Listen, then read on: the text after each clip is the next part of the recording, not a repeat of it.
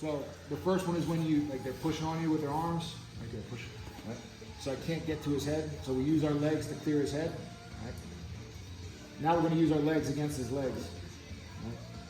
So same idea when I'm here. If I stay on my knees, I'm kind of just stuck sitting here. I can't really do anything sitting on my knees. So do that same idea. I'm going to drop my shoulder down, get my knees off the mat. Right? So now instead of trying to get to push. So instead of trying to get to his head, I'm just going to trap his legs. I'm going to bring my left knee in tight to his knee. I'm going to step over and capture both of his ankles. When I do this, I want to try to, I don't want to keep my feet open. I want to try to lock a figure four. Right? And now once you have your hands locked, once you have your feet locked, you can open up your hands. Right? You hold, try to move. As he goes to move, his legs are basically tied together. You have two free hands, push him on the body. The person's usually going to be pushing here, and you have two free hands to sort of fight through.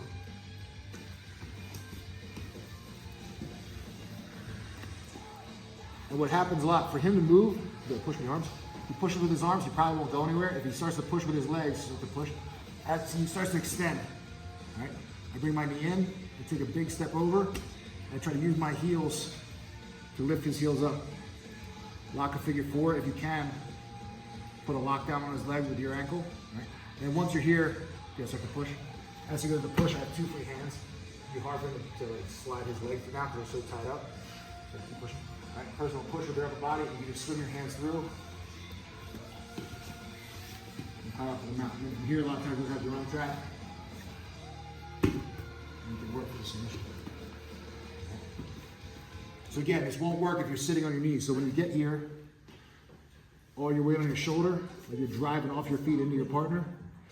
As they go to push and scooter on the mat, bring the knee in, step over, think about trapping both of his ankles, keeping him off the floor. If he can't touch his feet to the floor, he's not going to be able to move. He's just going to be able to like push with his hands. And that's kind of what you want. So try to keep your heels curled up, then push with your hands. As he pushes, then unlock your hands, swim through, and then take him out. All right? 1, 2, 3.